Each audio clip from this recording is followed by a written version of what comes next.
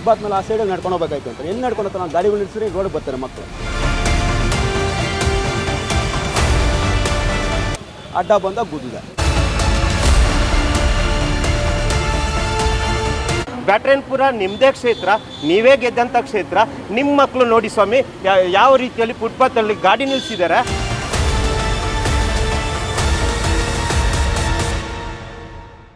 ಪಾದಚಾರಿಗಳನ್ನ ನಾವು ಸುಗಮವಾಗಿ ನಡೆಯುವಂಥ ವ್ಯವಸ್ಥೆ ಮಾಡ್ತೀವಿ ಅಂತ ನೋಡಿ. ನಾನು ತೋರಿಸ್ತೀನಿ, ಇದೊಂದು ಸ್ಕೂಲ್, ಸರ್ಕಾರಿ ಶಾಲೆ ಇದೆ. ಈ ಶಾಲೆಯಲ್ಲಿ ಸುಮಾರು 500ರಿಂದ 600 ಮಕ್ಕಳು ಓದ್ತಾ ಇದ್ದಾರೆ. ನೋಡಿ ಇಲ್ಲಿ ನೋಡಿ, ಇಲ್ಲೇ BBMP ಇದೆ. BBMP ಎದುರುಗಡೆನೆ ಇಷ್ಟು ಫುಟ್ಪಾತಲ್ಲಿ ಇಷ್ಟು ವೆಹಿಕಲ್ ನಿಂತಿದೆ. ಇಷ್ಟು ವೆಹಿಕಲ್ ಕೂಡ BBMPಗೆ ಬರುವಂತಹ ವೆಹಿಕಲ್. ಇಷ್ಟು ವೆಹಿಕಲ್ ಕೂಡ ಅಲ್ಲಿ ಪಾರ್ಕಿಂಗ್ ವ್ಯವಸ್ಥೆ ಮಾಡಿಲ್ಲ ನೀವು, ಇಲ್ಲಿ ಫುಟ್ಪಾತ್ ವ್ಯವಸ್ಥೆ ಮಾಡಿಲ್ಲ. ಮಕ್ಕಳು ನಡ್ಕೊಂಡು ಹೋಗ್ತಾರೆ. ನಾಳೆ ದಿನ ಏನಾದರೂ ಹೆಚ್ಚು ಕಮ್ಮಿ ಆದರೆ ನೀವು ಉತ್ತರ ಕೊಡ್ತೀರಾ?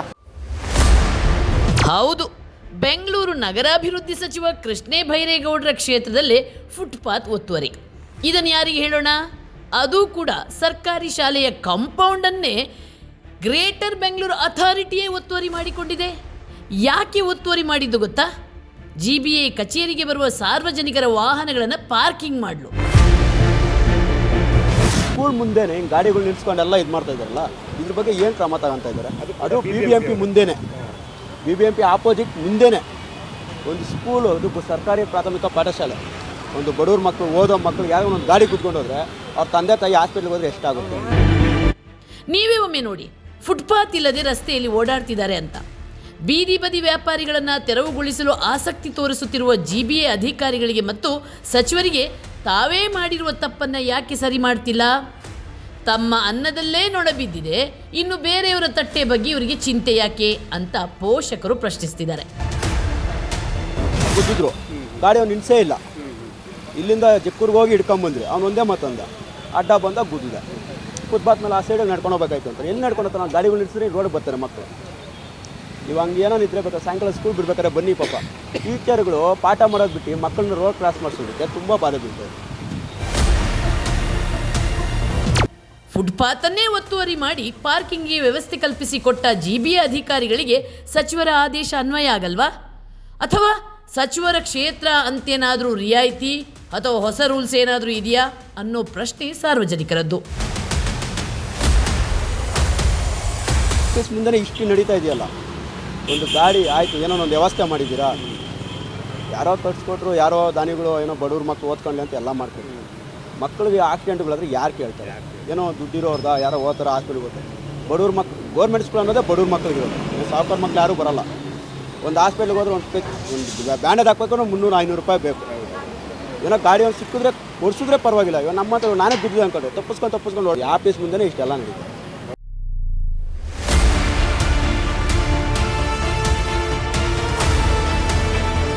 ಇವರು ಒಂದು ಕಾಮಿಡಿ ಕೇಳಿ, ಫುಟ್ಪಾತ್ನ ತೆರವು ಮಾಡಿ ಜನಗಳಿಗೆ ನಡೆಯೋಕ್ಕೆ ಏನು ಸುಗಮ ಮಾಡಿಕೊಡ್ತೀವಿ ಅಂತ ಹೇಳ್ತಾ ಇದ್ದಾರೆ. ಇಲ್ಲಿ ಪಕ್ಕದಲ್ಲೇ ಇದು ಏನೋ BBMP ಇದೆ. BBMP ಮುಂದೆ ನೋಡಿ, ಇದು BBMPಗೆ ಬರುವಂತಹ ಏನು ಸಾರ್ವಜನಿಕರೇ ಇಲ್ಲಿ ನಿಲ್ಲಿಸ್ಬೇಕು, ಒಂದು ಪಾರ್ಕಿಂಗ್ ಇಲ್ಲ. ಈ ಸ್ಕೂಲಲ್ಲಿ ಮಕ್ಕಳೆಲ್ಲಿ ಓಡಾಡ್ತಾರೆ ನೋಡಿ, ಫುಟ್ಪಾತಲ್ಲೇ ವೆಹಿಕಲ್ಗಳು ನಿಲ್ಲಿಸಿದ್ದಾರೆ. ಈ ವೆಹಿಕಲ್ ಕೂಡ ಏನು BBMPಗೆ ಬರುವಂತಹ ಏನು ವೆಹಿಕಲ್ಗಳು, ಸಾರ್ವಜನಿಕರ ವೆಹಿಕಲ್ಗಳು. ಇವರೇ ಕಾನೂನು ತರ್ತಾರೆ, ಇವರೇ ಕಾನೂನು ಮೀಡ್ತಾರೆ. ನೋಡಿ, ಫುಟ್ಪಾತಲ್ಲೆಲ್ಲ ತೆರವು ಮಾಡ್ತಿರಲ್ಲ, ಬನ್ನಿ ಇವಾಗ ಏನು ವೆಹಿಕಲ್ಗಳು ನಿಂತಿದೆ, ಇದು ಕೂಡ ಫುಟ್ಪಾತೆ.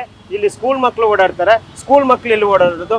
ನೀವೇ ಹೇಳಿತಾರ ಫುಟ್ಪಾತ್ ಪಾದಚಾರಿಗಳಿಗೆ ಸುಗಮವಾಗ್ಲಿ ಅಂತ ನಾವು ತೆರವು ಮಾಡ್ತೀವಿ ಅಂತ ಹೇಳ್ತಾ ಇದೀರಲ್ಲ. ನಾನು ಇವಾಗ ಮಕ್ಕಳಿಗೆ ಸುಗಮವಾಗಿ ನಡೆಯುವಂತ ವ್ಯವಸ್ಥೆ ನೀವು ಇಲ್ಲೇ ಮಾಡ್ಕೊಡಿ. ಇಲ್ಲಿ ಪಕ್ಕದಲ್ಲೇ BBMP ಇದೆ. BBMP 100 ಮೀಟರ್ ಇಲ್ಲ, ಅವ್ರು ಅಲ್ಲಿಂದ ಕಾಣುತ್ತೆ. ಕಷ್ಟಪಟ್ಟು ಮಕ್ಕಳು ಫುಟ್ಪಾತ್ ಇಲ್ಲದ ನಡ್ಕೊಂಡು ಹೋಗುವಂಥದ್ದು ಕಾಣುತ್ತೆ. ಆದ್ರೂ ಕೂಡ ಈ ವೆಹಿಕಲ್ಗಳು ಇಲ್ಲಿ ನಿಂತಿರುತ್ತೆ. ಇನ್ನಾದರೂ ಆ ಫುಟ್ಪಾತನ್ನು ತೆರವುಗೊಳಿಸಿ ಶಾಲಾ ಮಕ್ಕಳಿಗೆ ಮತ್ತು ಪಾದಾಚಾರಿಗಳಿಗೆ ನಡೆದಾಡಲು ರಸ್ತೆಯನ್ನು ಅನುವು ಮಾಡಿಕೊಡಿ ಎನ್ನುವುದೇ ವಿಜಯ ಟೈಮ್ಸ್ ಆಗ್ರಹ. ಕೊನೆಗೆ ಒಂದು ಮಾತು, ಸಚಿವರೇ, ನೀವು ಮಾಡುತ್ತಿರುವ ಆಪರೇಷನ್ ಫುಟ್ಪಾತ್ ಶ್ಲಾಘನೀಯ ಕಾರ್ಯವೇ. ಆದರೆ ಬೀದಿ ಬದಿ ವ್ಯಾಪಾರಿಗಳಿಗಿಂತಲೂ ಬೆಂಗಳೂರಿನ ಫುಟ್ಪಾತ್ಗೆ ಕಂಟಕ ಆಗಿರೋದು ಪಾರ್ಕಿಂಗ್ ಜಾಗನೇ ಬಿಡದಿರುವ ಕಟ್ಟಡ ಮಾಲೀಕರ ದುರಾಸೆ. ಜೊತೆಗೆ GBA ನಿಯಮಗಳನ್ನು ಬ್ರೇಕ್ ಮಾಡಿ ಪಾರ್ಕಿಂಗ್ಗೆ ಜಾಗನೇ ಬಿಡದೆ ದೊಡ್ಡ ದೊಡ್ಡ ಕಟ್ಟಡ ನಿರ್ಮಿಸಲು ಅವಕಾಶ ಮಾಡಿಕೊಟ್ಟ ಭ್ರಷ್ಟ GBA ಅಧಿಕಾರಿಗಳ ಲಂಚದಾಸೆ. ಅಲ್ಲದೆ ಮೊದಲು ಫುಟ್ಪಾತನ್ನು ತಮ್ಮ ಅಪ್ಪನ ಆಸ್ತಿ ಅಂತ ತಿಳಿದುಕೊಂಡು ಆಕ್ರಮಿಸಿಕೊಂಡಿರುವ ಕೆಲ ಖಾಸಗಿ ವ್ಯಕ್ತಿಗಳು ಹಣವಂತರಿಂದ ಬಿಡಿಸಿಕೊಳ್ಳಿ. ಆಮೇಲೆ ಅನ್ನಕ್ಕಾಗಿ ಬೀದಿ ಆಕ್ರಮಿಸಿಕೊಂಡಿರೋರ ಮೇಲೆ ಬ್ರಹ್ಮಾಸ್ತ್ರ ಬಿಡಿ ಅನ್ನೋದು ಸಾರ್ವಜನಿಕರ ಅಭಿಪ್ರಾಯ. ಕುಮಾರ್, ವಿಜಯ ಟೈಮ್ಸ್, ಬೆಂಗಳೂರು.